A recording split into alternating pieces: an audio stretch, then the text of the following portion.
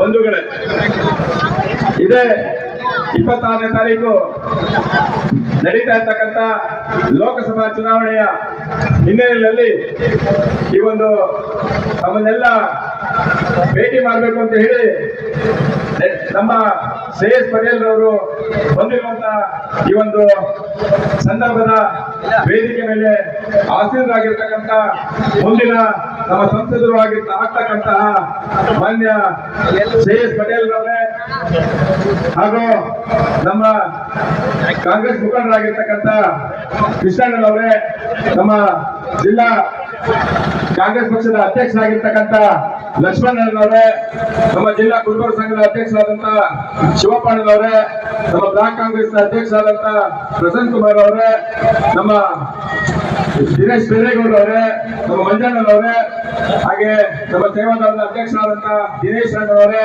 INTC ಅಧ್ಯಕ್ಷರಾದಂತಹ ನಮ್ಮ ರಾಮಚಂದ್ರಣ್ಣನವರೇ ಮತ್ತು ನಮ್ಮ ಮಹಿಳಾ ಕಾಂಗ್ರೆಸ್ನ ಅಧ್ಯಕ್ಷರಾದಂತಹ ನಮ್ಮ ತಾರಾಚಂದ್ರನ್ ಮೇಡಮ್ ಅವರೇ, ಹಾಗೆ ನಾನಿನ್ನ ಎಲ್ಲ ಹೆಸರುಗಳನ್ನು ಕೂಡ ಈ ಸಂದರ್ಭದಲ್ಲಿ ನಾನು ಹೇಳಲಿಕ್ಕೆ ಆಗೋದಿಲ್ಲ. ದಯಮಾಡಿ ಯಾರು ಕೂಡ ಅನ್ಯತಾ ಭಾವಿಸ್ಕೊಳ್ಬೇಡಿ.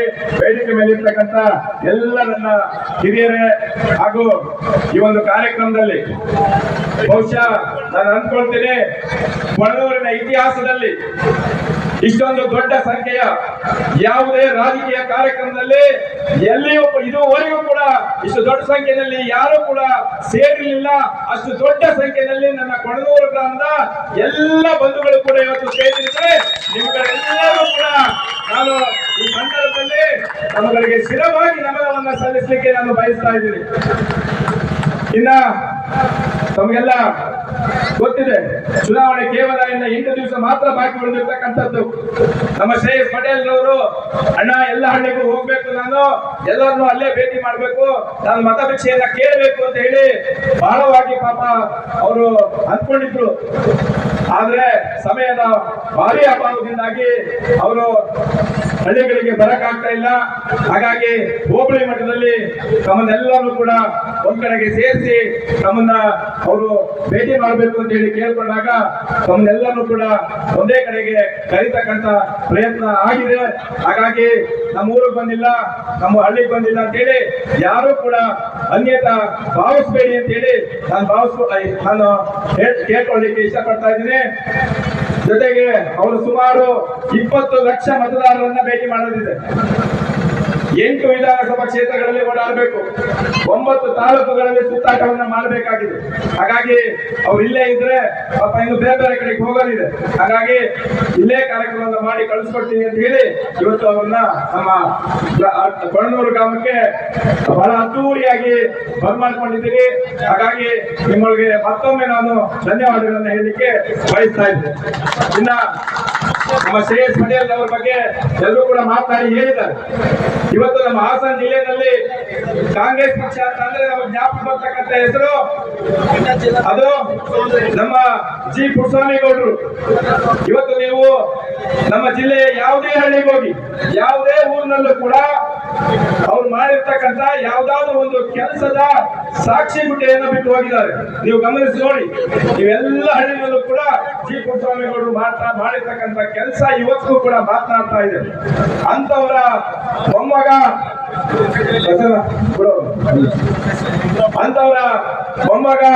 ನಮ್ಮ ಶ್ರೇಯಸ್ ಪಟೇಲ್ ಅವರು ಇವತ್ತು ಅಭ್ಯರ್ಥಿ ಆಗಿರ್ತಕ್ಕಂಥದ್ದು.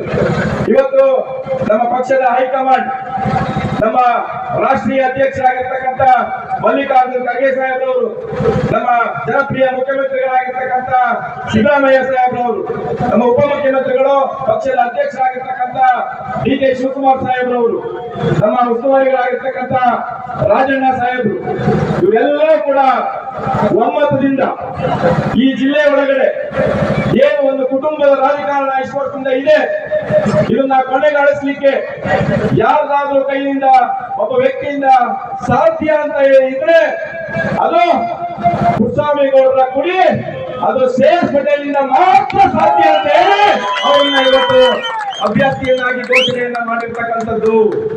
ಹಾಗಾಗಿ ನಾವು ನೀವುಗಳು ಎಲ್ಲರೂ ಕೂಡ ಮುಂದಿನ ದಿನದಲ್ಲಿ ಉತ್ತಮವಾದಂತಹ ಬದುಕನ್ನ ಬದುಕಬೇಕು ಅಂತಂದ್ರೆ ಅದು ಶ್ರೇಯಸ್ ಪಟೇಲ್ ಅವರ ಗೆಲುವಿನಿಂದ ಮಾತ್ರ ಸಾಧ್ಯ ಅಂತಕ್ಕಂಥ ಮಾತನ್ನ ಈ ಸಂದರ್ಭದಲ್ಲಿ ನಾನು ಹೇಳಲಿಕ್ಕೆ ಬಯಸ್ತಾ ಇದ್ದೀನಿ.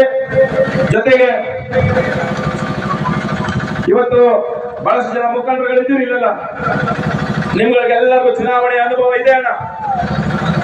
ತಾವೆಲ್ಲ ಚುನಾವಣೆಗಳನ್ನ ಮಾಡಿರತಕ್ಕಂಥವ್ರೆ, ಚುನಾವಣೆಯಲ್ಲಿ ಸೋಲು ಗೆಲುವು ಎರಡನ್ನೂ ಕೂಡ ಸ್ವೀಕಾರ ಮಾಡಿರ್ತಕ್ಕಂಥವ್ರೆ ಇದ್ದೀರಿ ಇಲ್ಲಲ್ಲ. ಇವತ್ತು ಚುನಾವಣೆಯಲ್ಲಿ ಒಂದು ಸೋಲು ಕಂಡ್ರೆ ಅವರ ಜೀವನ ಹೇಗಾಗ್ತದೆ ಅಂತಕ್ಕಂಥದ್ದು ತಮಗೆ ಗೊತ್ತಿದೆ. ಕೆಲವರು ಗ್ರಾಮ ಪಂಚಾಯತಿನಲ್ಲಿ ಅಥವಾ ಕೆಲವರು ಡೈರಿ ಎಲೆಕ್ಷನ್ ನಲ್ಲಿ, ಸೊಸೈಟಿ ಎಲೆಕ್ಷನ್ ನಲ್ಲಿ, ತಾಲೂಕ್ ಪಂಚಾಯತ್ ನಲ್ಲೋ ಜಿಲ್ಲಾ ಪಂಚಾಯತ್ ನಲ್ಲೋ ಸೋತಂತ ಕುಟುಂಬ 16 ವರ್ಷ ಒದ್ದಾಡಿದ್ರು ಮೇಲ್ ಬರ್ಲಿಕ್ಕೆ ಆಗೋದಿಲ್ಲ.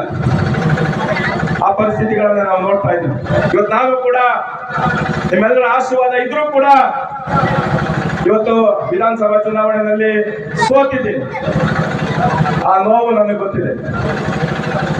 ಆದ್ರೆ ನಮ್ಮ ಶ್ರೇಯಸ್ ಪಟೇಲ್ ಅವರ ಕುಟುಂಬ ಸತತವಾಗಿ 20 ವರ್ಷಗಳಿಂದ 4 ಚುನಾವಣೆಯನ್ನ ಸೋತಿದೆ. ಒಂದಲ್ಲ, ಎರಡಲ್ಲ, ಮೂರಲ್ಲ, 4 ಬಾರಿ ಸೋತಿದೆ.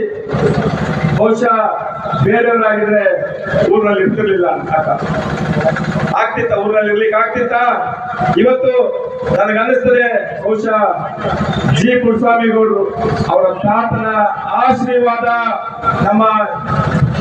ತಮ್ಮಂತ ಜನಗಳ ಆಶೀರ್ವಾದ ಇರೋದ್ರಿಂದ ಮಾತ್ರ ಆ ಕುಟುಂಬ ಹೊಳೆನರಸೀಪುರದಲ್ಲಿ ಬದುಕೊಳ್ಳುತ್ತೆ ಅಂತ ಹೇಳಿ ನಾವು ಭಾವಿಸ್ಕೊಳ್ತೀವಿ. ಹಾಗಾಗಿ ನೋವು